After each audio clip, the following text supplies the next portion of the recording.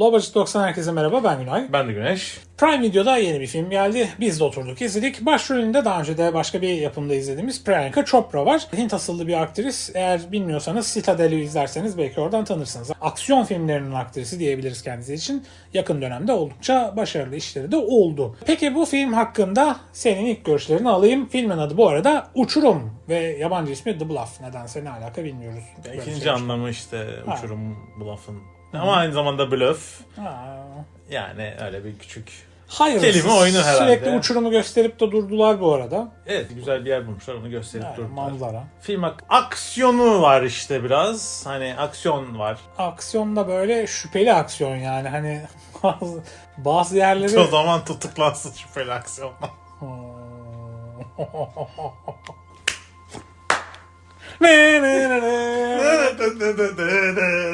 Ama filmin aksiyonu da biraz kafa karıştırıcı. Neden? Çünkü tutarsızlık var bir sürü. Böyle bir tutarsızlık var. Bir sürünün artık zirvesi. Ya zirvesi ötesi yani. O yüzden yani ben spoiler uyarısını da vermek istiyorum. Çünkü yani tutamayacağım kendimi. Çok saçmalık var filmde. Eğer filmi izlemediyseniz izleyip gelin. İzlediyseniz veya İzlemediyseniz izlememeye devam edebilirsiniz. Hani çok da bir şey kaçırmazsınız. Kaçırmazsınız. Yani spoiler çok umurumda değil diyorsanız devam ediyoruz. Film istersen bir hızlıca konusunu alalım senden. Yani çok mükemmel de bir konusu yok zaten. Girmeden önce, yani şu spoiler'a da girmiyorum. Öyle bir film yapmışlar ki sanki öncesinde 2 film var da bu 3. film çekilmiş gibi bir film evet böyle. Ya ben zaten bir filmin bir yerinde böyle bizim İsmail Cordova Cruz oynuyor filmde bu arada. Bizim Kara Elf Rings of Power'dan. Aşkım diyor bilmem diyor. Ay zaten sen öyleydin böyleydin. Neydin biz bilmiyoruz Biz ki. bilmiyoruz ki yani.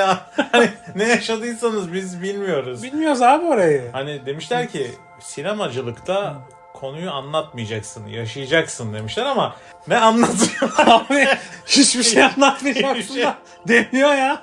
Hani bilmiyoruz abi siz. Bir de anlattığı mesela geçmişte bir hikaye var, kadın böyle artık girdik burada Bloody yani. Mary. Aynen, kanlı Mary'ymiş işte. Ya bu korsan filmi bir kere bu. Bir korsan filmi. 1840'larda geçiyor. Artık korsanlığın, Karayip'teki korsanlığın final dönemleri. Artık İngilizler temizlemişler yavaş yavaş korsanlardan Karayipleri ve yeni dünya üzerinde korsanlara yer yok.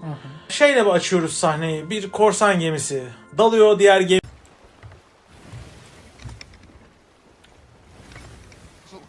Captain!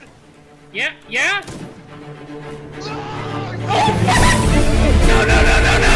No! Dude, we have so much shit to go! Holy fucking shit! Gemiye işte bizim kara elfimizi İsmail Cordova Cruz'u ele geçiriyorlar, bütün mürettebatını öldürüp altınlarımı bulacağız diyorlar. Bitiyor sahne. Sonra böyle barış güvercini gibi, böyle Birleşmiş Milletler gibi bir ada var. Hani oraya geliyoruz. Herkes mutlu, herkes çok iyi. Abi Hintli var, çekik gözlü var, Yani siyahiler var. onu geçtim, olabilir hadi diyelim, oldu diyelim. Hani Karayipler, herkes geldi bir yerlerden. Şey gibi, Benetton reklamı gibi herkes mutlu. Herkes çok mutlu. İşte kadın böyle sert bir anne var. Bir tane kocasının kardeşi var. Bir tane de oğlu var. İlk başta ben kız zannettim. Sonra bu terlemiş bıyıkları görünce bir de oğlum dedi. Orada anladım oğlan olduğunu. Evet ben Neyse işte böyle sert. Diğer kız böyle özgür ruhlu, birine aşık, onunla kaçma dertlerinde falan. Sonra abi 3 tane korsan evi basıyor gecenin bir vakti. Kadın çocuğunu saklıyor. Kadın böyle bir anda içinden yaratık çıkıyor. 3 adamı da mahvediyor. Sonra bakıyoruz 3 tane tekne geliyor. Böyle küreklere asılmışlar, geliyorlar korsan gemisinden. Bir tane adam zaten tek başına çıkmış karaya. Hani tek yüzerek mi çıktı? Ne yaptı o mesela? Yüzdü herhalde. Yani 4 kişi önden gelmişler anladığım kadarıyla. 3 kişi işte kadının evine gitmiş. Adam tek başına, bu kadının yerini söyleyin ben de diyor size rahat bırakayım. Onlar da söyleriz derken dövüş başlıyor. Adam tek başına zaten 15-20 kişiyi orada öldürüyor. Sonra tekneler geliyor, bize de bir şeyler bıraksaydınız diyor. Hikaye bu aslında yani. Bu kadın eskiden korsanmış. Bu adam da korsanmış. Bu iki korsan birlikte denizlerde fırtınalar estiriyorlarmış. Ama kadın bundan altınları çalmış, kaçmış. Adam da intikam. Bir tane normal kaptana aşık olmuş. Kaptan da değil de işçi miyim? Neyse önemli değil. Aile kurmuşlar, normal bir hayata geçmişler. Adam da yıllardır bunun peşindeymiş. Buluyor işte en sonunda bunları. Kocasıyla tehdit ediyor. Alacağım senden altınları diyor. Sonrası da işte aksiyon maksiyon. Öyle bitiyor. Öyle de bitiyor zaten yani. İsmail Karaelfoğlu'nun rolü inanılmaz Çok bir uzun filmde. bir rolü var. Yaklaşık Ya, 2,5 dakika falan. Filmde anlamsızlıklar, kopukluklar. Mesela çocuğun ayağında bir sakatlık var. Çocuk ilk başta yatağından kadın böyle kucaklayarak kaldırıyor aksiyon anında. Sonra bir yerde ayağına metal bir şeyler bağlayıp tekerlekli sandalyeye falan koyuyorlar. İlk başta çocuğu şeyle görüyoruz. Değnekle. Aynen. Koltuk değneğiyle yürümeye çalışıyor. Sonra çocuğun ayağını sabitlemek için Evet. metallerle, delik şeylerle bağlıyorlar. Çocuk öyle ayakta durabiliyor ama anladığımız kadarıyla yürüyemediği için çocuğu diyor kaçırırken peder geliyor. Diyor sen bunu çekerek götür. Gideceğin yeri biliyorsun diyor. Adam böyle zar zor bunu çeke çeke götürüyor falan. En sonunda işte kadın geliyor bunları bu arada eliyle koymuş gibi gidiyor, kızı buluyor, geri geliyor. Geri geliyor, bunları bir daha buluyor. Oralara yani. girmiyorum ya. GPS varmış gibi adanın bir ucuna gidiyor, geri dönüyor, bunları buluyor. Sonra çocuk filmin ilerleyen anlarında kendi kendine yürüyor. Hatta neredeyse koşuyor. Bir ara koşuyor, yetişiyor, bıçak saplıyor falan ablasını kurtarmak Her şey için. yapıyor yani. Böyle film kendi içinde değişiyor böyle. Adanın böyle evden kaçıyorlar. Çocuğu peder götürüyor bir yere kadar, çeke çeke götürüyor. Ta adanın öteki ucunda mağara var. Oraya Böyle ilk gidiyorlar önce bir işte. böyle şeye geliyorlar. Suya geliyorlar. Suda da timsahlar var. Oraya geliyorlar. Böyle orayı karşıya doğru geçecekler. Kadın evden kaçan kocasının kardeşini nerede olduğunu hiç bilmeden evden çıkıyor. Eliyle koymuş gibi buluyor. Onların yanına geliyor. Birleşiyorlar. 4 kişi oluyorlar tekrar. Karşıya geçiyorlar. Karşıya geçerken bu sahilde ortalığı mahveden korsanlar bunları yakalıyor. Geliyor. Bunlar geçerken tekneleri kesiyorlar falan. Pederi öldürüyorlar falan. Neden olduğu belirsiz bu arada bunlar. O da korsanmış. Bütün eski korsanlar burada redeem oluyor herhalde. Sonra timsahı görüyoruz. Diyorum ki timsah bunlardan birkaç tanesini yiyecek diyorum. Yiyor. Yani bütün film aslında böyle. Tüfek Yani gör, peş patlıyor. peşe gittiği yerlerde bir sürü saçma sapan sahne oluyor. Yani adanın öteki ucunda mağara var. Mağaradan Abi o çok evine kötü ya. tünel Tünelle kazmış. mi gelmiş ya? Ben Tünelden- anlamadım ilk başta. Tünelden çıkıyor kadın, böyle tuzak kurmuş, işte kocasını versinler de ben çaldığı altınları geri vereyim ona falan diye böyle artistik yapıyorlar falan, ama o sırada bir 250 falan korsan öldürdü kadın bu arada. Kadın 3 tekneyle gelen tüm korsanları öldürüyor. Tamamını. Tamamını öldürecek bütün filmin ilerleyen bölümlerinde tek başına. Neyse adam çeke çeke götürdü, nehre kadar götürdü. Nehirden geçtiler. Devam ettiler yollarına. Bir tane böyle taşlık bir alana geldiler, böyle vadi gibi. Oradan içeri girdiler. Orada mağaralar var. Mağaralara geldiler. Altınların olduğu yer, gizlendiler, saklandılar. Sonra kadın işte evin önünde bir tane kuyu var. Kuyunun içinden çıktı. Aradaki mesafeyi söylemek için anlatıyorum. Marmaray ya, bildiğin Marmaray Arada yapmışlar. öyle bir mesafe var ki. Evet. Sonra abi olaylar bitti. İsmail Cordova Cruz öldürüldü. Öldü, müthiş. İşte 2,5 müthiş dakika falan altınlar rolü vardı. patladı. Tekrar dedi biz geri döneceğiz. Bu arada filmde şey de var. Django Fett var. Aynen, onun da müthiş bir rolü var. 3,5 dakikada onu görelim. Kaptanın adamını oynuyor. Kaptanı da bu arada Karl Urban oynuyor. Eomer. Yüzüklerin Efendisi'ne. O oynuyor. Diyor ki kaptan biz diyor bu kızı yakalayacağız, özgürlüğümüze kavuşacağız diyor. Bunu daha önce Ama bu söyleseymiş arada keşke. evet, çünkü Django Fett abinin bu durumdan haberi yokmuş. Yani sağ kolun haberi yok. Sağ kol isyan edince onu indiriyor. Sonra dönüyor. Bakın bende böyle bir şey var abi, onu Anlataydın. sağ koluna bir anlataydın ya. Ondan sonra neyse Yani. abi buluyorlar kadının kaçtığı yeri. Kadın işte kuyudan kaçmış. Bu arada o kuyunun dibinde su yok muydu ya? İlk sahnede su var Ha. kuyunun dibinde. Sonraki sahnelerde su yok Aynen. kuyunun dibinde. Şimdi görüyorlar ya, geri çıkıyorlar. Aynen. Yürüyerek mağaraları buluyorlar tekrar. Neden? Gitseniz oradan. Kuyudan hani kadın zaten yaralı, bacağından falan vurmuş. Peşinden gidin, yakalayın işte Yakalayın. bitsin. Ha. Yok, mağaraya diğer taraftan normal yerlerden bütün bubi tuzakların içinden geliyorlar. Bütün bubi tuzakları patlıyor. Bu arada ya inanılmaz bu bir tuzakları var. Kadın teknolojiyi çok geliştirmiş bulunduğu Hani böyle bir şey yakıyor, Aynen. pat bir şeyler patlıyor, ölüyor millet falan. Bir sürü korsan da o tünelde ölüyor. Aynen, hepsi ölüyor ya, hepsi ölüyor. Sonra bir tek kaptan kalıyor. Bir de bu kadın. Bu bir da de kadın kalıyor. Kaptan tepeye çıkıyor. Sakat çocuk Epstein adasından kaçıyor kayıkla. Mesela çocuğu kayıya bindiriyorlar, gönderiyorlar. Diğer kız geri dönüyor. Tam böyle işte kaptan, bizim Karl Urban yukarı çıkıyor bu arada. Yukarıda böyle bir ateş yakıyorsun. İngilizler o ateşi görüp geliyorlar. Abi Gondor'u savaşa ben çağırayım demiş bu sefer Eomer Rohan için. Evet. Evet, ateşi yakıyor Eomer. Eomer ateşi yakıyor. Diyor ki niye yaktın? Gelsinler ya diyor, işte ben diyor seni şimdi yeneceğim diyor, teslim edeceğim. Seni de diyor kahramanca savaşmış olacağız diyor. Özgürlüğümü kazanacağım diyor. Mükemmel. Mükemmel. Sonra dövüşüyorlar. Bu arada filmde adı da uçurum olan yeri 20 kere falan gösterdiler. Çok güzel manzara falan ama konuya hizmet etti mi derseniz etmedi. Oradan Evet, kimse aşağıda düşmedi. Ateşi yaktıkları yerde Evet. dövüşüyorlar. Tam böyle bizim kaptan Vladimir'i Çıkarın beni bu kaptan öldürecekken derken.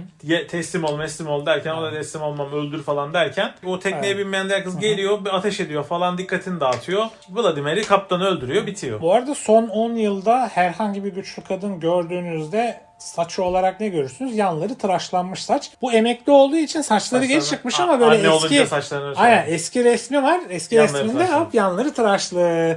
Çünkü güçlü kadın böyle salak geri zekalı gibi bir saç yapmak zorunda. O yüzden Abi bu arada Yani. şimdi fizik kurallarına aykırı bir sürü sahne alıyor. Kadın 1.65, kadın 2 metrelik zenci adamları falan böyle birebir güreşte Evet. falan yeniyor. kılıç dövüşünde karşı koyuyor falan yani.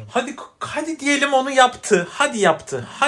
Yani Bir adam o kadar yaptın, vuramadı. 2 yaptın, 3 de. Abi onu geçtim. Böyle sarılmalı Aynen. dövüşte adama üstünlük kuruyor. Aynen. Hani itiyor, şey yapıyor. Hani bir sürü fiziksel olarak olamayacak Ya saçmalık görüntü var. Shaquille O'Neal'la Shane Larkin birebir oynuyormuş gibi yani. Ve Shane Larkin Shaquille O'Neal'ı itiyor. Yani iterek geçiyor. İçeri giriyor falan. Aynen, Post-up drive atıyor. oyununda Aynen. yani yapıyormuş gibi. Böyle bir sürü sahne var. Kadın yani aksiyon izleyeyim böyle sırf aksiyon izleyeyim kafamı hiç kullanmayayım diyorsanız izlenebilir bir film. Hiç böyle rahat izleyeyim. Aynen. Aksiyon, kan biraz bayağı kan bu arada. Ama telefonlarınızı kapatın çünkü Microsoft Technical Service'ten arayabilirler. Hello, welcome.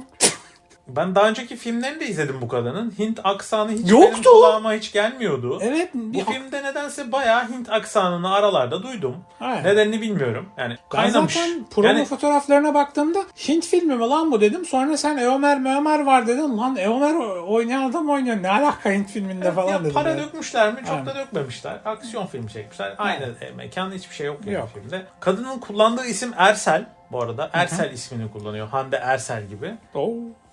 Ama yani takma isimmiş. Önceki ismi diyor ki Korsando, Bloody Mary diyor. Ya bak adamın göğsünün altında gördük. Çünkü oradan bıçaklamış falan filan. Defterde logbook'ta gördük. Sonra kadına bir daha sordu. Senin gerçek ismin Gerçek ismi ne? diyor? Okuyamıyorum ben bunu. Yaptı gitti kadın falan böyle. Kadının lakabı Bloody Mary. Kadın en son filmin son anında Adını söyle. Sanki My çok önemli. name is Miriam. Oğlum Miriam. Mary zaten Miriam demek. Meryem'in zaten kısaltması Meryem'in. Evet. İşte Meryem'miş adı yani. What's the point? Ve bu bilgiden bana ne? Yani ne oldu yani? Bunu öğrendim de ne oldu? Ne oldu? Geçmişine mi bakacağız. Ya, Ne? o kadar şey ki bir sürü şey bilmem gerekiyor ama hikayede yok. Ya bu filmin gerçekten bir önce filmi bir şey mi var? Yani bilmemiz Bizim gereken bilmediğimiz bir şeyler şey mi var? Hiçbir şeye bağlanmadı ve bitti. Yani. Bitti öyle de bitiyor işte. Bitti. Yani bu arada oğlunu sakatlayanlar da bunlar galiba tam anlamıyoruz onu da. Bilmiyoruz. Hani böyle öyle bir ima var ama anlaşılmıyor. Korsanlar yapmış gibi bir ima var filmin ortasında. Ya bilmiyoruz yani. Bu arada İsmail Cordova Cruz kötü olmayan bir aksiyon oyuncusu adam. Evet. Hani oldu en azından Rings of Power'la. Bu filmde aksiyona dair hiçbir şey yok. Bir tek bir son Son anda anda bir bir- iki kılıç vuruştu. O kadar. O. Ondan Yani, sonra aynen. böyle sürekli arkasından kelepçeli duruyor. Aynen. Kadın geliyor bunu kurtarmaya. Açamıyor kelepçeleri. Sonra gidiyor. Böyle şey anı tam böyle. Kahramanım benim kurtar beni falan Ha. anı yaşıyoruz. Güçlü kadın zayıf durumdaki erkeği kurtarıyor falan. İşte kötü Bu erkeği arada yeniyor. ilk başta kurtaramıyor. İkincide. Kötü beyaz erkeği yeniyor. Aynen. Ondan sonra İşte özgür kız, You Are Not My Mother, bilmem ne, aile, Ha, evet, evet. isyan, aile isyanı. Ondan Ya sonra- bunların hepsi var canım. Colorful Ada. Divergent. Yani böyle değil. Ayrıca mesela çok özgür. Mesela kaptan siyahi bir kaptan. Korsan değilsen siyahi bir kaptan. Evet, Hele sen İngiliz sömürgesinde olamazsın. Yani bana da oluru yok gibi geliyor. Belki Karayipler olduğu için falan diyeceğim ama yani pek oluru yok gibi duruyor. Yani belki First Man olursun, bir şey olursun, tayfa olursun. Kaptan olamazsın. Çünkü kaptan önemli bir rütbe. Olmuş işte. Hem de işçilikten yükselmiş. Tabii, İşçiymiş tabii, adam. Tabii. Bloody Mary korsan işte tanışıyorlar, aşık oluyor. Böyle inanılmaz bir aşk yaşıyorlar. Biz bunları bilmiyoruz. İskelede karşılayan İngiliz Evet. kolonisinin adada görevli olarak bıraktığı adam Güvenlikti yani adam. siyahi. Olabilir mi sence böyle bir şey? Bence olamaz. Yani Orada pek bir oluru yok bunun yine. bembeyaz bir Jonathan diye bir adam olur. Yanında da bir grup İngiliz asker olur böyle 10 tane falan. Çok kalabalık olmaz. Yani çok bilinmeyen küçücük bir adada falan falan belki diyeceğim ama yani yine de olur yok gibi duruyor. Yok. Oraya bile 10-15 tane İngiliz'i bırakırlar öyle giderler yani. Adada sağ kalan sivil de yok. Kadın ve çocuklar kaldı bir tek. Bir kilisede 1,5 gün geçirdiler. Evet. Muhtemelen bok kokuyordur o kilise bu arada. Ya onu orasını da bilmeyeceğim de Evet. kadın çocuk yaşlıları falan kiliseye toplamışlardı. Onlara dokunmuyorlar. Onlar bütün olaylar bitene kadar bir tam gün boyunca Yani hiç çıkmamışlar. hiç çıkmıyorlar. En son bitiyor işte çıkıyorlar. Filmin sonunda İngiliz gemilerini böyle kahraman gemileri Evet kahramanca gösterdiler. geliyor İngilizler. Kahraman İngilizler. Kahraman Şöyle, İngilizler oo. geliyor beyaz bayraklarıyla. Ulan dayanamadınız değil mi lan? Dayanamamışlar. Dayanamadınız anasını satayım yani. Yok abi ben bu filme pırlantalı yıldızlı bir 3 puan veririm ya. Çok kötüydü. Yani film Karl Urban'ı severim. Yani bence iyi oynuyor. İyi, Filmde de iyi, iyi oynuyor. iyi. Ben onun hakkına bir 4 vereyim yani 4-4,5 vereyim yani. Onun hakkı için veririm. Başka da bir şey yok. Bir de aksiyon var. Abi Django Fett falan abi parasız mı kaldınız gözünüzü seveyim. Ya mesela onlar iyi oynuyorlar ama oynayacak bir konu yok ortada. Hani öyle bir sıkıntı var. Yazık ya. Mesela o da Biraz adam yazık da olmuş. aksiyon oyuncusu mesela. Ama o adam artık 65-70'lere Abi, yürüyor. Mandalorian'da falan hala oynadı aksiyonunu bilmem nesini yani. Çok da orada da oynamadı artık. Ya işte yersen. Neyse bilemiyorum. Uyduruk. Boş zamanınızda çerezlik olarak izleyebileceğiniz çok kaliteli görünen ama çok da para harcanmamış aksiyon filmi. İşte bir tane bıdık kadın oradan oraya zıplayarak ninja gibi boob armoruyla herkesi öldürüyor. Abi olabilir hadi yani kadın aksiyon karakteri de olabilir ama kadınlara yani fiziksel olarak yapamayacakları şeyleri yüklemeye devam etmenin de bir anlamı yok. Bu öyle bir film biraz. Hani Cüneyt Arkın'ın şeyi var yani günahını almış oluruz mesela Cüneyt Arkın filmlerine laf etsek. Öyle bir şey herkesi öldürdü. Ya bak silah kullanabilir, tüfek kullanabilir, tuzak kurabilir. Niye yapamasın? İşte çok zekidir, çok iyi hazırlanmıştır. Olabilir. Ama Why yani not? 30 kişi de öldüremez Ama abi ya. 30 kişiyi, ne 30'u 150 kişi falan öldürdü. Evet böyle 30 kişi var ama 30 Evet. kişiyi 30 kere falan öldürüyor. 3 kere falan öldürüyor herkes sırayla tek Bu tek. arada herkesin unuttuğu bir detay var. Korsan gemisine ne oldu?